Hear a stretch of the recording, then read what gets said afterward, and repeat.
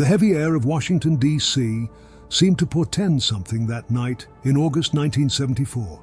I was in my office at CIA headquarters, immersed in a pile of reports on Soviet movements in Latin America, when the phone rang. The shrill sound cut through the silence like a sharp blade, making my heart leap. Something told me this was no ordinary call. "Anderson speaking," I answered, my voice betraying a tension I couldn't explain. "James Tay, it's Principal Colby." The voice on the other end of the line was deep, almost a whisper. "I need you to come to my office immediately. Use the back entrance and don't talk to anyone on the way." Before I could answer, the line went dead. William Colby, the director of the CIA, had never called me by my first name before. The fact that he was in the office at that time of night, coupled with the tone of his voice, sent my veteran agent instincts into high alert. I walked through the dark corridors of the building, my footsteps echoing off the marble walls. The building, normally a buzz of activity, was strangely silent. I reached the anteroom of the director's office and was immediately ushered inside by his secretary, who looked as tense as I felt. Colby was standing by the window, looking out at the Washington night. When he turned around, I noticed deep circles under his eyes. He looked like he had aged a decade since our last meeting just a week ago. "James, sit down," he said, pointing to a chair. "What I'm going to tell you now can't leave this room. Not even your wife can know. Understood?" I nodded, feeling the weight of responsibility piling up on my shoulders. 3 days ago, we received a distress signal from one of our listening stations in the Chihuahua Desert in Mexico. Colby began, his voice low and controlled. "When our response team arrived, they found something we can't explain." He paused, as if carefully choosing his next words. "Preliminary reports suggest it's a ship of unknown origin." I felt my stomach sink. The implication was clear, but so absurd that my brain refused to process it. "Sir, are you saying that—" "I'm saying that we need you to lead a recovery team," Colby interrupted me. "We need to know what this thing is, where it came from, and most importantly, if it poses a threat to national security." The next few hours were a whirlwind of briefings and preparations. I was introduced to my team, Dr. Elena Vasquez, a brilliant astrophysicist from NASA, Major John Hawkins, a biological warfare expert from the Army, and Dr. Robert Chen, a linguist and cryptographer from the NSA. Each of them seemed as confused and apprehensive as I was.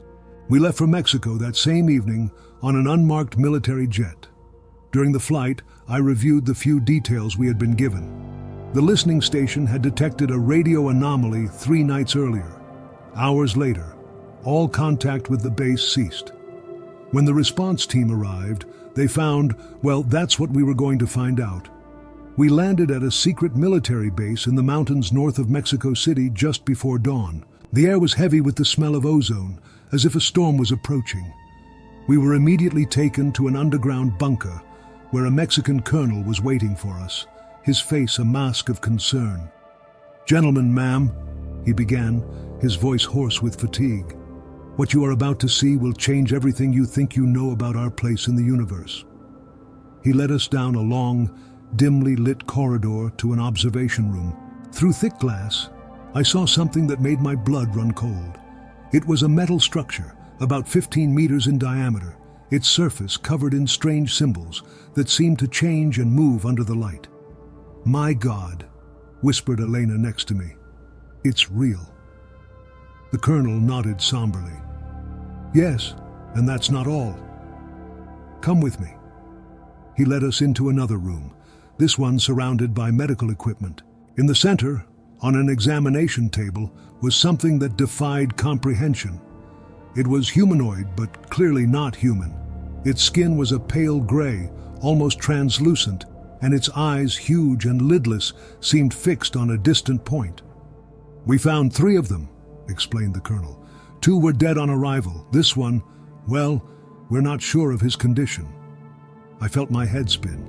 Everything I believed in, everything I thought I knew about the world and our place in it, was being challenged. I looked at my team and saw my own shock and confusion reflected on their faces. "What's our next step?" I asked, my voice firmer than I felt. "You have 72 hours," replied the colonel. "After that, all of this will be transported to a more secure facility. Your mission is to find out everything you can before that happens." As we left the observation room, I realized that my life would never be the same.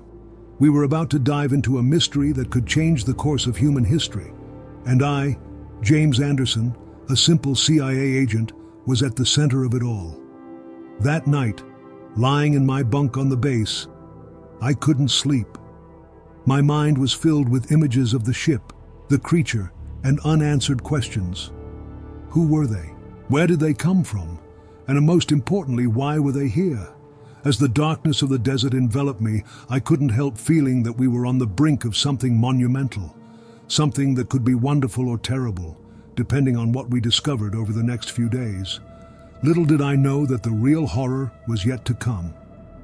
Dawn in the Chihuahua Desert arrived with unexpected coldness, a cruel reminder that appearances can be deceiving. As I prepared for the first full day of investigation, I couldn't help but notice how this truth applied to our current situation. I gathered my team in the makeshift briefing room. Elena, John, and Robert's faces reflected a mixture of anxiety and excitement that I myself felt bubbling up in my stomach. "Okay, guys," I began, trying to keep my voice steady. "We have less than 70 hours before all this is moved. We need to work quickly and efficiently. Elena, I want you and your team to start examining the ship. John, you'll be in charge of analyzing the bodies. Robert, I need you to decipher those symbols on the surface of the ship. Any questions?" The silence that followed was more eloquent than any words. We were about to plunge into the unknown, and the weight of that responsibility was palpable. I accompanied Elena to the chamber where the ship was being held. Even after the second glimpse, the object still left me breathless. Its metallic surface shone under the fluorescent lights, the strange symbols seeming to dance and change as we moved around it. "This defies everything we know about propulsion and aerospace materials," Elena murmured, running her hand centimeters from the surface of the ship. "The metal alloy. I've never seen anything like it. And there are no visible signs of engines or thrusters of any kind." I watched as she and her team began to scan and analyze every inch of the ship. There was something about the way the object reflected light that bothered me, but I couldn't pinpoint exactly what. I left Elena to her work and headed for the medical wing, where John was beginning his analysis of the alien bodies. The smell of antiseptic couldn't completely mask an underlying odor, something alien and vaguely organic. John was leaning over one of the bodies, his face a mask of concentration. "Anderson, you need to see this," he called out as soon as he saw me. I approached, fighting the nausea that threatened to overwhelm me. The body on the examination table was both familiar and completely alien. The basic structure was humanoid, but the proportions were wrong. The limbs were too long, the thorax too narrow, and the head. Those huge, lidless eyes seemed to follow me, even though they were lifeless. "Look at this." John pointed to an incision he had made in the creature's chest. "The internal structure is completely different from anything we've ever seen. There are no recognizable organs, at least not in the sense we understand." As John continued his explanation, detailing the bizarre anatomical findings, I felt a sense of unreality envelop me. Were we really dissecting a being from another world? The magnitude of what we were doing began to weigh on me. I left John to his macabre work and headed for the makeshift laboratory where Robert was working on the symbols. I found him surrounded by computer screens and piles of notes, his face a mask of frustration. "Any progress?" I asked, knowing from his expression that the answer would be negative. Robert sighed deeply. "Nothing concrete. These symbols, they seem to change every time I look at them. It's as if they're alive somehow. I've tried every decoding algorithm I know, but nothing works. It's as if we're dealing with a form of communication completely beyond our comprehension." I nodded, feeling a pang of despair. We were surrounded by evidence of an intelligence beyond our comprehension, and time was running out. I returned to the main chamber, where Elena was still examining the ship. She called out to me with an urgent gesture. "James, you need to see this," she said, her voice trembling slightly. "We've found an opening. I think we can get into the ship." My heart raced. Entering the ship meant the possibility of unimaginable discoveries, but also of unknown dangers. "Are you sure it's safe?" I asked, even though I already knew the answer. Elena shook her head. "We can't be sure. But with the time we have left, it may be our only chance to really understand what we're dealing with here." I made a decision at that moment. Right, let's go in, but with all possible caution. Minimum team, full protective suits. Over the next few hours, we prepared for what could be the most significant moment in human history. As we put on our protective suits, I couldn't help but think of all the science fiction stories I read as a child. I never imagined that one day I would be living one. Entering the ship was like passing through a veil between realities. The interior was both alien and strangely familiar. Curved corridors led to chambers whose function we could only imagine. Lights pulsed softly on the walls, responding to our presence in a way that seemed almost conscious. It was in the central chamber that we found something that chilled my blood. A kind of console, covered in the same changing symbols we saw outside. And in the center of this console, an object that seemed to pulsate with a light of its own. "What is that?" I whispered, more to myself than to Elena or the others. Before anyone could answer, the object began to glow more brightly.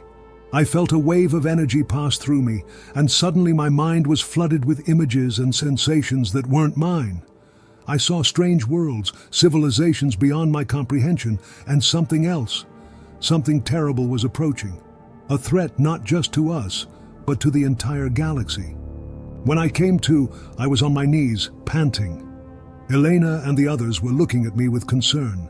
"James, are you all right?" Elena asked, her voice distorted by the protective suit. I nodded slowly, still trying to process what I had experienced. "I think I know why they came," I finally said. "And if we're right, we have a lot more to worry about than just an alien ship." As we left the ship, carrying the mysterious object from the console, I couldn't help feeling that we had crossed a point of no return. Whatever was to come, I had the feeling that it would only be the beginning of something much bigger and much more terrifying than any of us could have imagined. The hours that followed our departure from the alien ship were a whirlwind of frenetic activity and heated discussions. My mind was still filled with the visions I experienced when I touched the alien object, images of distant worlds and cosmic threats that defied comprehension. We gathered the whole team in the briefing room, the air heavy with a mixture of excitement and apprehension. The object we had brought from the ship rested in the center of the table, pulsing gently with an inner light that seemed to defy the laws of physics.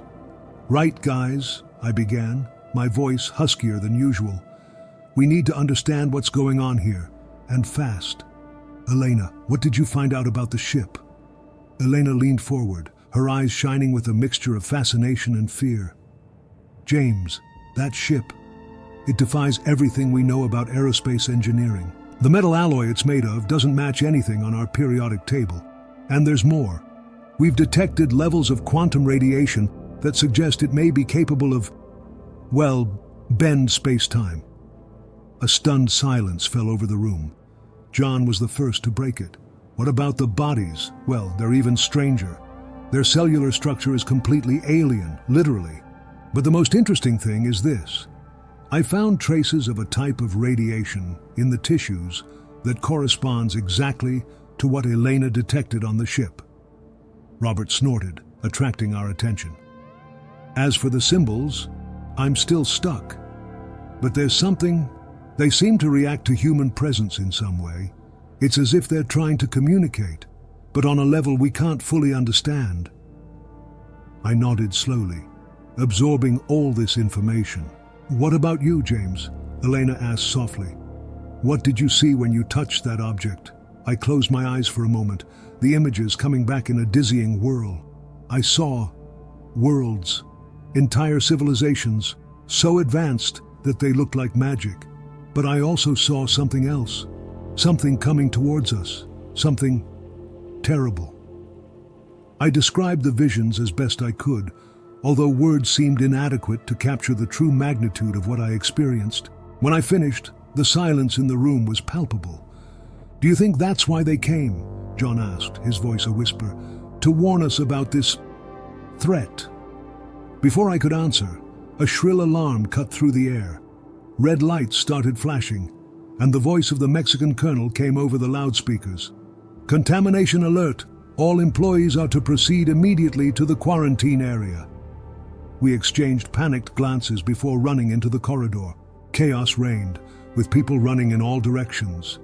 I managed to grab the arm of a passing technician. "What's going on?" I shouted over the noise of the alarm. The man's face was pale with terror. "It's one of the alien bodies," he stammered. He woke up. I felt my blood run cold. John had assured me that the aliens were dead. How was that possible? We ran towards the medical wing, ignoring the guards as cries for us to evacuate. What we found there will remain etched in my memory for the rest of my days. The body that had previously lain inert on the autopsy table was now standing up, its movements erratic and inhuman. But that wasn't what horrified me. It was its eyes. Those huge black eyes now glowed with an inner light, pulsating to the same rhythm as the object we had brought back from the ship. The creature turned its head towards us, and I felt as if I were looking into the abyss. At that moment, my mind was invaded by a cacophony of alien voices, all shouting in unison, "They're coming!" The pain was unbearable. I fell to my knees, holding my head and screaming. All around me, I saw my colleagues in similar states of agony. Through the haze of pain, I saw the alien moving towards us, his movements now more fluid, more determined. He stretched out a long, thin hand towards me, and I fought the urge to step back. The moment his fingers touched my forehead, the world exploded into light. Cataclysmic visions flooded my mind. I saw fleets of ships as dark as night, eclipsing entire stars, planets being consumed by some kind of dark energy. And at the center of it all, something so vast, so incomprehensible, that my mind refused to give it form. When I came to, I was lying on the cold floor of the medical ward. Elena was kneeling beside me, shaking my shoulders urgently. "James! Jameson, are you all right?" I sat up slowly, my head throbbing. Where is the creature?" Elena shook her head, tears in her eyes. "It's gone. It just disintegrated after touching you." I looked around. The room was in ruins, medical equipment scattered everywhere.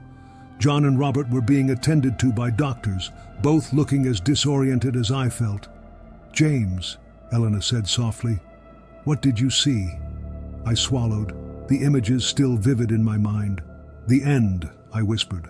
"I saw the end of everything." In the hours that followed, I underwent a battery of medical tests. Apparently, my contact with the alien had altered something in my physiology. My brain activity levels were off the charts, and I began to experience flashes of something, knowledge that I shouldn't have, abilities that weren't mine. While I was confined to the infirmary, I heard rumors about the chaos that had ensued after the incident. Governments all over the world were demanding explanations, and panic was beginning to spread. It was on the third day after the incident that Director Colby appeared in person. His face was marked by fatigue and concern. "Anderson," he said, taking a seat next to my bed, "we need to talk. Whatever that thing did to you, well, you may be our only hope of understanding what's to come." I looked at him, feeling the weight of the world on my shoulders. "What if we don't like what we find out?" I asked. Colby gave a sad smile. "Then God help us all." As the sun set over the Mexican desert, I couldn't help feeling that we were on the edge of an abyss. Whatever was coming our way, I had the terrible feeling that we were nowhere near ready. And in the back of my mind, those alien voices kept whispering, a constant reminder of the coming darkness. The days following my encounter with the alien passed in a blur of medical tests, endless interrogations and disturbing visions that invaded my mind without warning. I felt like a badly tuned radio, picking up fragments of transmissions from a dark future that had not yet arrived. A week after the incident, I was transferred to a secret facility on the outskirts of Washington, D.C. The site was an underground bunker, so deep that I could feel the weight of the earth above us. My team, Elena, John, and Robert, were brought with me, along with a series of experts in fields I could barely pronounce. It was an autumn morning when I had my first session. I was taken to a sterile room, the white walls covered in monitoring equipment. In the center was a chair that looked like something out of a science fiction movie, covered in electrodes and sensors. "Don't worry, James," Elena said, adjusting the electrodes on my forehead. "We'll be monitoring everything. If anything goes wrong, we'll pull you back immediately." I nodded, trying to ignore the knot in my stomach. "What if I don't want to go back?" I muttered, more to myself than to her. Elena squeezed my hand briefly, her eyes full of concern. "Remember, you're our anchor. Don't get lost there." With a low hum, the machine was activated. I felt an electric current run through my body, and then darkness. A void so deep and absolute that it seemed to swallow up the light itself. And then, in the middle of that void, a point of light. I approached it, or perhaps it approached me. As the light grew, I began to discern shapes, movement. I was looking at the Earth, but it wasn't the Earth I knew. Entire continents had been redrawn, oceans had changed color, and orbiting the planet, a fleet of ships that I recognized from my previous visions. A voice rang out in my mind, not human, but strangely familiar. "Observer, you have arrived." "Who? What are you?" I asked, my voice echoing in the void. "We're the ones who came before, the ones who tried to warn you, the ones who failed." Images flooded my mind. I saw civilizations rise and fall in the blink of a cosmic eye. I saw the evolution of life on thousands of worlds, each unique, each precious. And I saw the darkness that consumed them, one by one. "What is this darkness?" I asked, my being trembling with the weight of knowledge.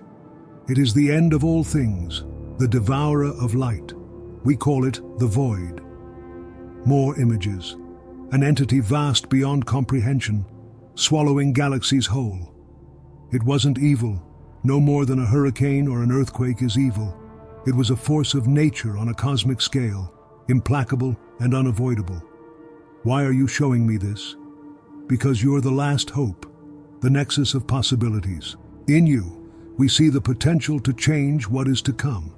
I felt an immense weight settle on me. How? How can I fight against something like this? "Don't fight it. Transcend." Suddenly, I was thrown back into my own mind with a force that left me gasping. I opened my eyes to find Elena's worried face hovering over me. "James, are you all right? We've been calling you for hours." I blinked, trying to focus. Hours? It only felt like minutes. John approached, holding a clipboard. "Your brain patterns. We've never seen anything like it. It's like your brain is operating on a completely different level." I sat down slowly, my head spinning with the implications of what I had experienced. "We need to talk to Principal Colby, now."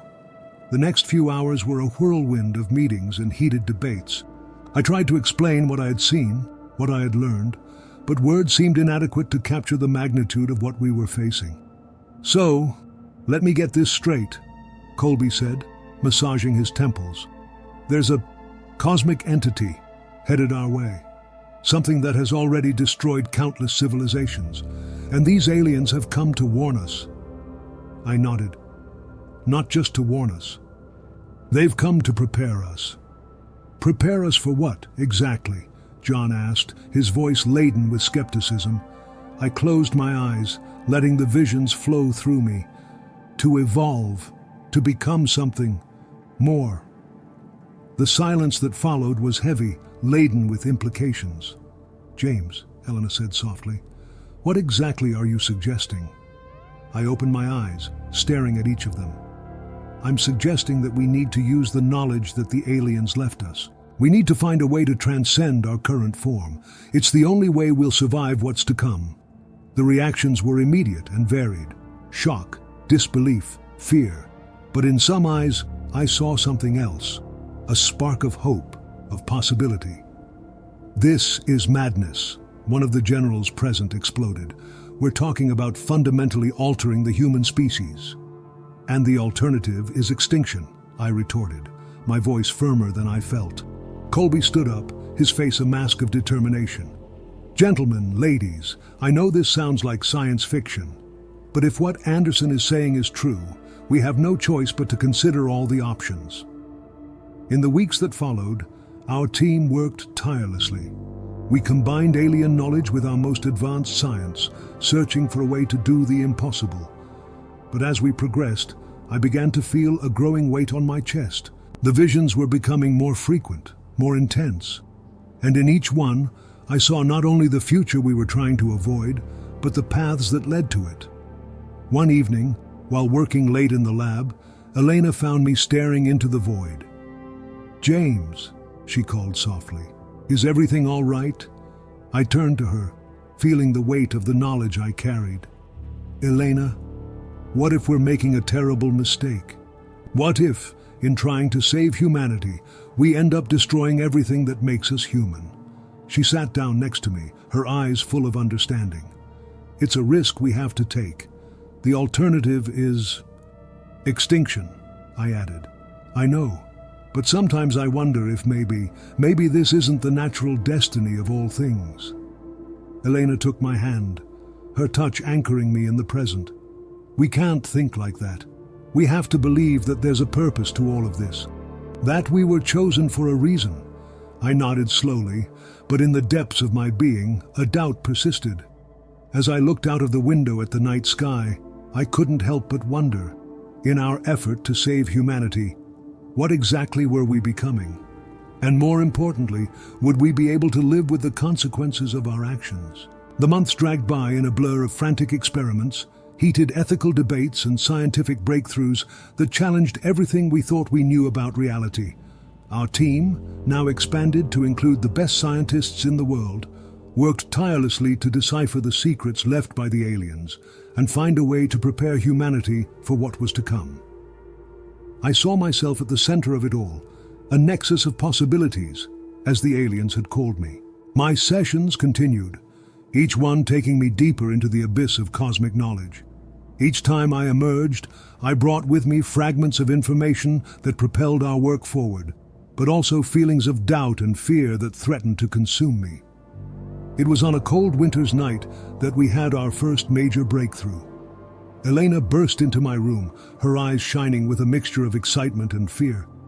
"James, we did it. I think we've finally understood how to start the transcendence process."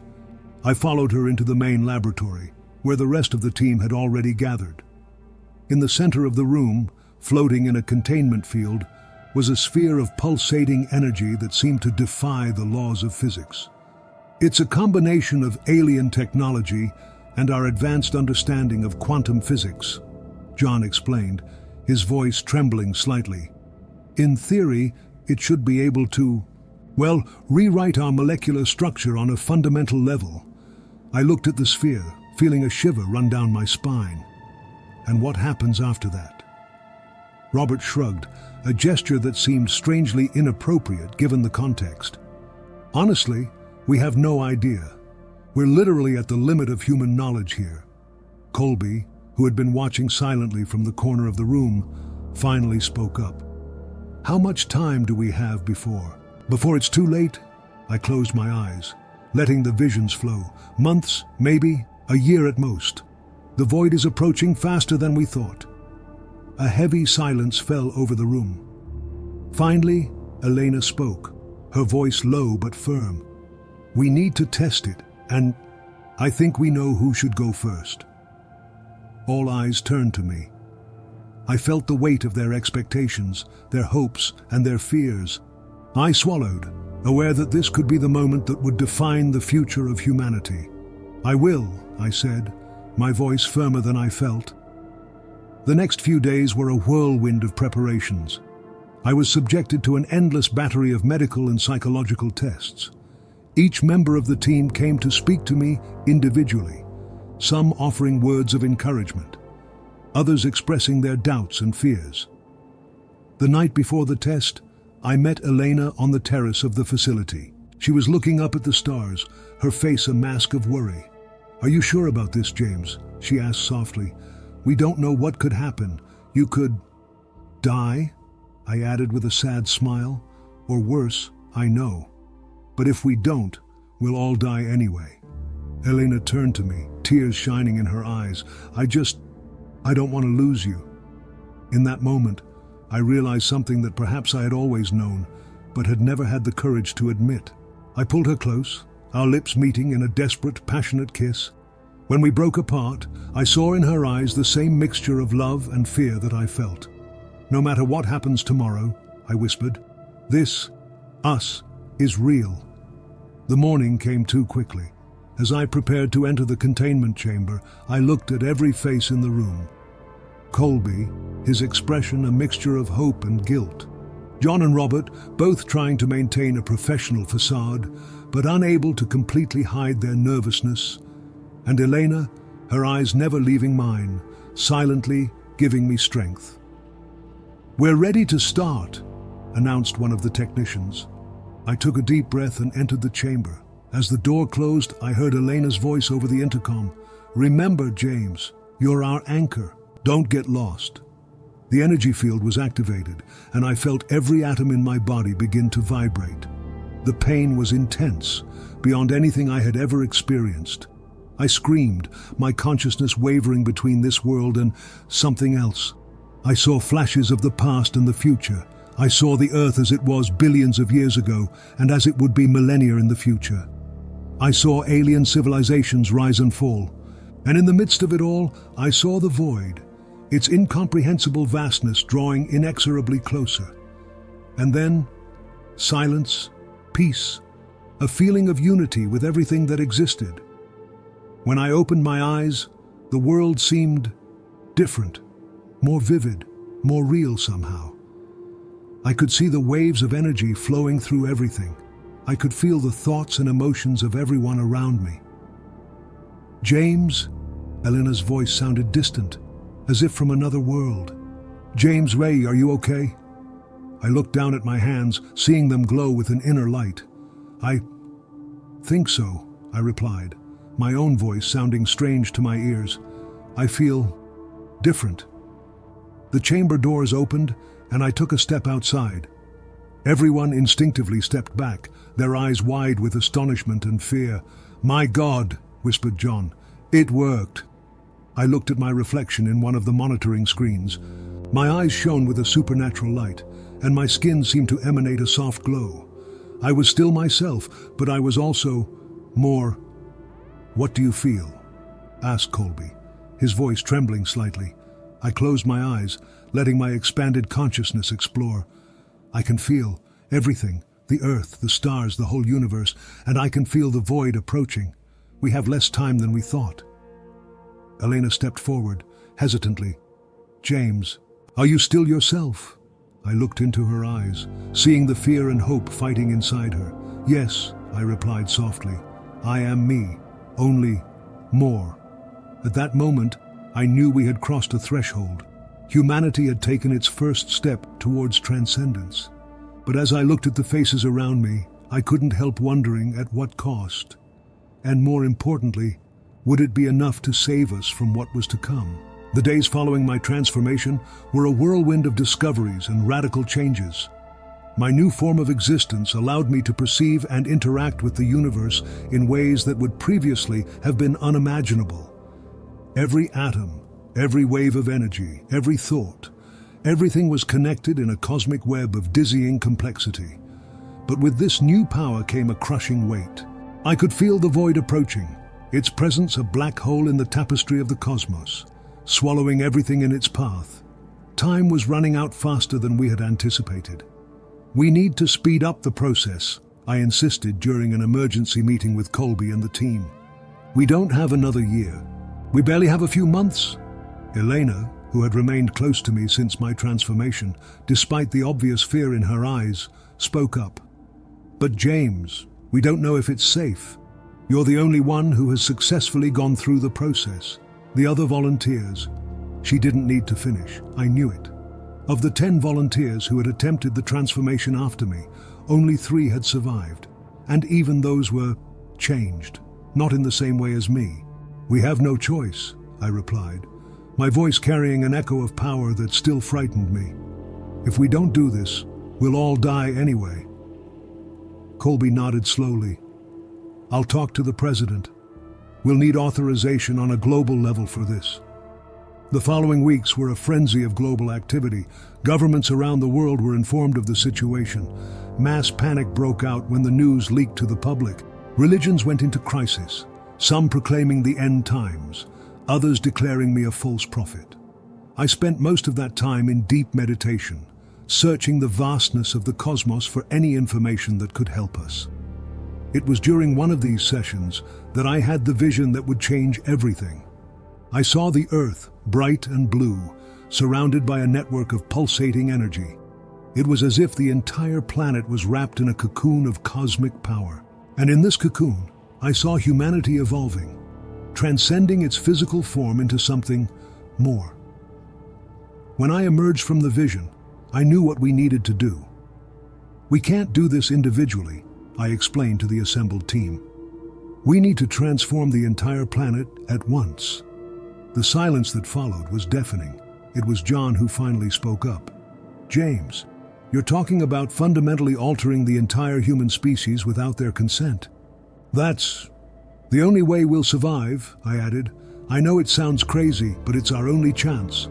The debates that followed were heated and exhausting. Ethics, morality, free will, all the concepts we had considered fundamental to our humanity were questioned and re-evaluated in the light of our imminent extinction. In the end, it wasn't a decision made by consensus or democracy. It was a choice forced upon us by the desperate need for survival. The day of global transformation arrived faster than any of us were prepared for. Specially designed satellites were positioned around the planet, ready to channel the energy needed for the process. I was in the control center, connected to a network of quantum computers that would amplify my newfound power. Elena stood next to me, her hand firmly grasping mine. "Are you sure about this?" she asked, her voice barely above a whisper. I looked into her eyes, seeing in them all the love, fear, and hope she felt. "No," I answered honestly, "but it's our only chance."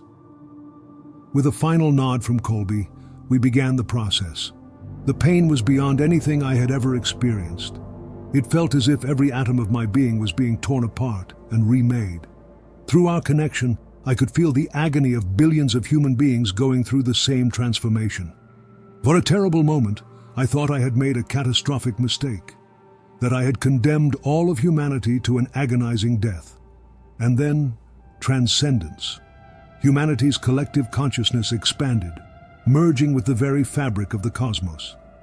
We could feel every star, every planet, every particle of dust in the universe. And we could feel each other, billions of minds united in a cosmic symphony of thought and emotion. When I opened my eyes, if I could still call them eyes, I saw Elena next to me, her being shining with an inner light that rivaled the stars. All around us, the earth pulsed with a new and powerful energy. And then we felt it. The void was here. But we were no longer the fragile, limited creatures we had been. United, transcended, we faced the darkness that threatened to engulf everything. The battle that followed was not fought with weapons or spaceships. It was a struggle of wills, of realities colliding. We used our new understanding of the cosmos to bend the very fabric of space-time, creating a barrier between our reality and the void. I can't say how long it lasted. It could have been seconds or eons. But when it was finally over, when the last vestige of the void was pushed back into the depths of the cosmos from whence it came, I realized that we had won. But victory came with a price. I looked at Elena, at Colby, at all those I had known and loved. They were still there, in a way, but they were also something completely different, something beyond human. "What are we now?" Elena's voice echoed not through the air, but directly into my consciousness. "I don't know," I answered honestly, "but whatever we are, we'll face it together." As we watched the sun rise over a transformed world, I couldn't help but wonder about the future that awaited us. We had saved humanity from extinction, but in doing so, we had ceased to be human in the traditional sense. What awaited us now?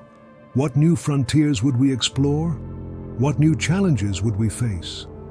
As the earth spun beneath us, shining with a new light of infinite possibilities, I realized that, for the first time since all this began, I wasn't afraid. The future was uncertain, but it was ours to shape. And together, as a new life form born from the ashes of our former humanity, we were ready to face whatever the cosmos had in store for us. The end of humanity as we knew it wasn't an end after all. It was just the beginning of something new, vast and wonderful. And as we hurtled towards the stars, I knew that our journey was just beginning.